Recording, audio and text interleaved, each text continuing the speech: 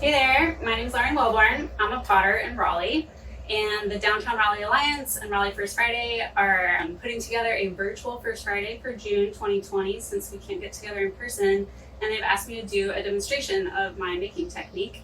So today I'm going to demonstrate how to make a mug. Thanks so much for sponsoring me to do this. This is a really cool thing that y'all are doing. So this is a pour over, this is not a mug, but this is really similar to the style that I'm going to be working on today. It's going to be the same clay body and the same style of decoration.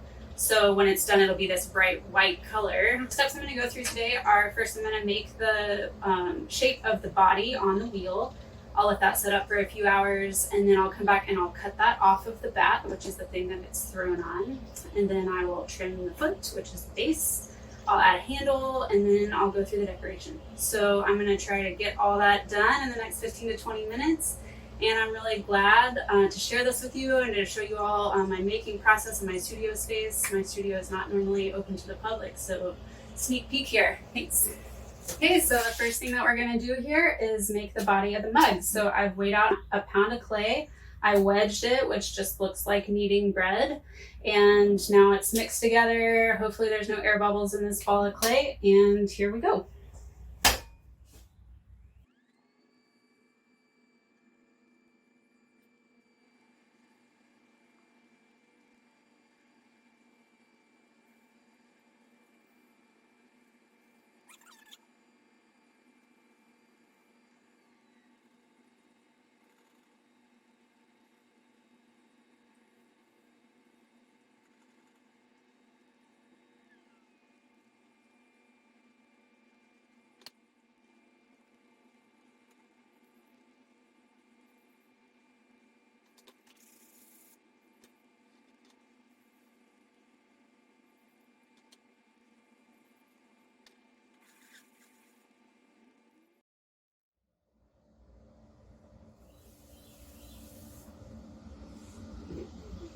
Okay, so that is the mug. And so I shaped the lip here so that there's a bit of an angle on the lip, and that's because when you actually use a mug, that's the shape that you make with your mouth, so it fits nicely.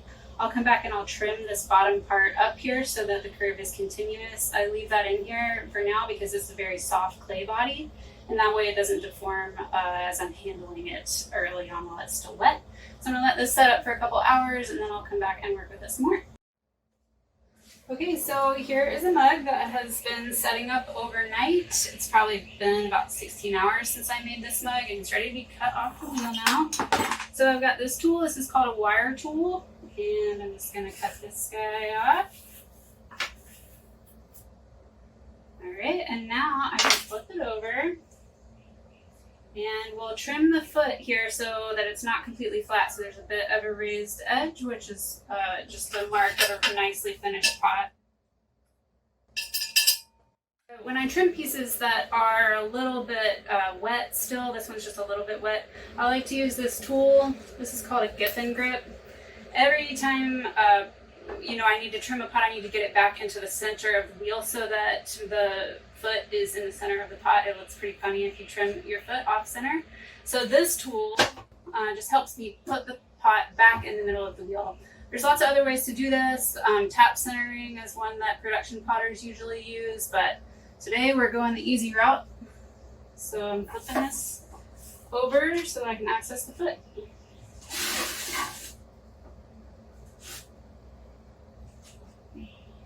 And the first thing that I do is trim the outside shape to be whatever shape I want it to be, and then I do the inside shape, and that way I don't end up with a foot that's accidentally too skinny. And it only takes a couple minutes, so here we go.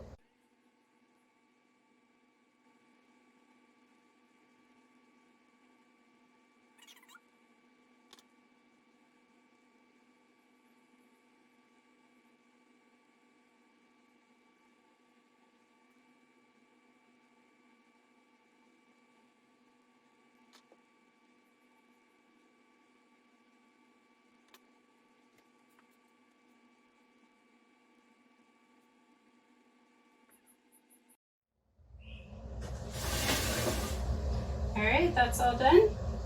And now we'll let this set up for a few more hours before we add the handle. Okay, the next step in the process is to make a handle. And you know, people are pretty picky about their handles. How many fingers do you want to use to hold your mug? How thick is it in this dimension and in this dimension? Those things matter to people who are using their mugs, and it also needs to feel like comfortable, not too heavy. There's a lot of things to think about. The shape of a handle that I'm making right now is one that you can use 2 fingers to hold your mug, and it'll look approximately like this. So I have a paper template that tells me how long I want to make the handle, and I use a clay extruder. It's this guy called the Super Duper Clay Gun by Scott Creek Pottery, and it's actually a really handy tool.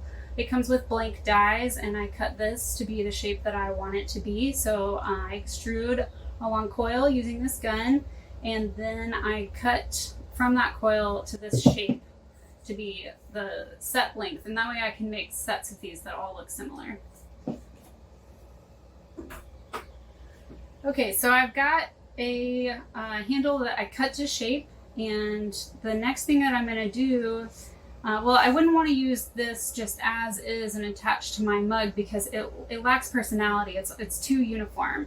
Mug handles are a lot more interesting if they have a little bit more dimension. So thicker at the top and bottom, thicker at the top in this dimension also with the thinnest point here on the handle. So I'm going to work with this handle that I extruded and make it just more interesting, more lovely to hold. So the first thing that I do is thicken up the top and the bottom, and I do that by clapping. So I'm going to compress this between my fingers and start clapping. I flip it around, and you can see that that's created a thicker base here. I do that on both sides.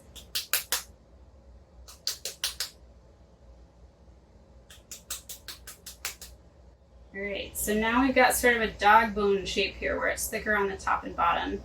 And now I'm going to continue to pinch this and make it thinner throughout the length of the handle, and also thinner in this dimension. And as I do that, I start to curve this into the shape that I want it to be. Okay, so this is pretty wet clay right now because, you know, it's just come out of the bag of clay, so it's the normal like moisture content that you would use for throwing, which is too wet for attaching a handle. So now I'm going to just put this down and let it set up for a couple hours, and then I'll come back and make it into the final shape that I want it to be to actually attach it to my mug. The next step here is to attach the handle to the mug. So I've got my handle, it's been setting up in the sun for a couple minutes, it's nice and stiff now, and I'm going to create a little bit more of a curve on the inside here.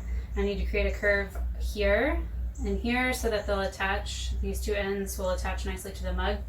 So I use another mug that's already glazed for this, and I just attach this wet mug onto the finished mug just to create those two curves. Okay, and when I get those curves set, I pull it back off of the finished mug. Get the mug that I plan to attach it to, and I line them up and make sure that it looks pretty good. And I make marks where I want to attach.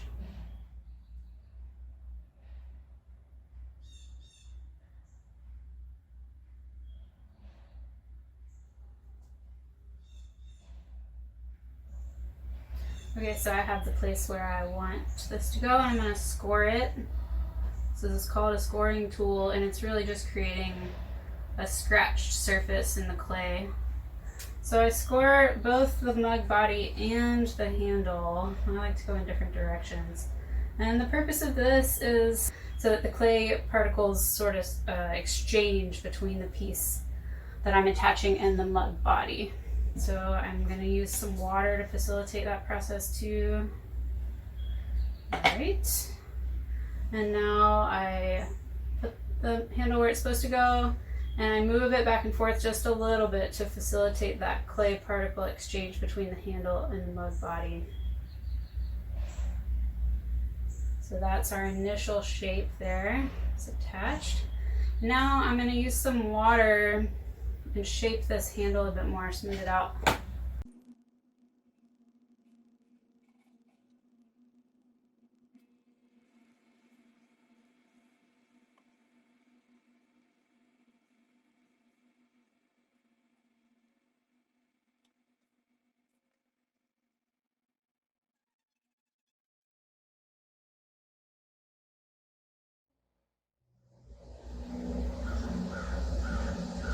sure that it's level and straight. And now I'm going to let this set up. Now we're ready to decorate. So I've already sketched out the design on this mug just using a dull pencil. Any of the pencil marks are going to fire out. And I'm going to carve over my design using this Kemper tool, which has a small wire tip. And it's just a little loop that'll go into the clay to pull the design that I have drawn out. And then I'm going to use some Amico velvet underglazes to get some colors in there. And again, you can see that the clay body changes pretty drastically in the kiln. This is the same clay, but the colors that I'm using are actually going to stay pretty true. So this orange and this orange are the same. So the underglaze colors don't change very much.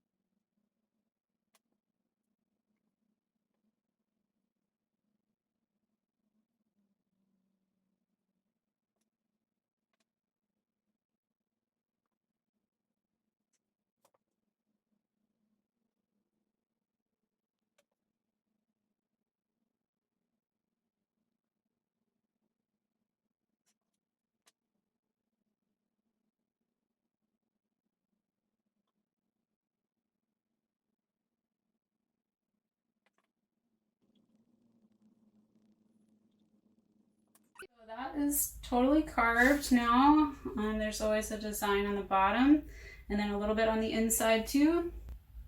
And now I'm going to add some extra color.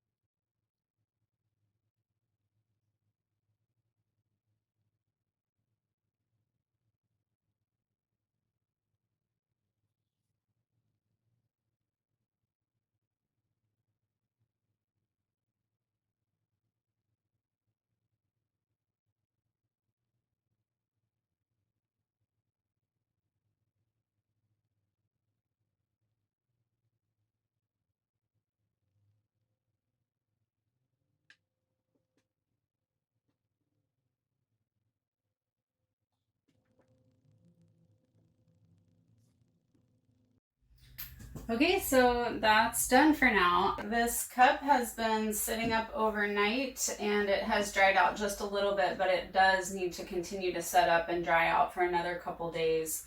So I'm gonna have to end the video before I'm actually able to end the making process for this, but I just wanna show you what it's gonna look like when it's finished. So this pot, after it becomes bone dry, I'm gonna load it into the kiln. This is my kiln. And it opens and pots are loaded in from the top. You build sort of a shelf structure inside as you go. And it's an electric kiln. It turns on with switches just that are on the kiln itself, and it turns off after a couple of hours of firing. That creates a bisqueware pot, and that bisqueware pot is highly porous, so it accepts glaze really easily. And this is the glaze that I use. It's an Amico LG10 glaze. And I will apply a black underglaze in the lines that I've incised here, and then that clear glaze on top. And then I'll fire it again, and that will be the glaze firing. And when it's done, it'll become this bright white clay body, and that's just a chemical process that happens throughout the firing. So this is what it's going to look like when it's all done. Thanks so much for joining me today. Thanks again to the Downtown Raleigh Alliance and Raleigh First Friday for having me make this demo. And, connect with me on Instagram if you have any questions or, just want to get in touch. Thanks so much.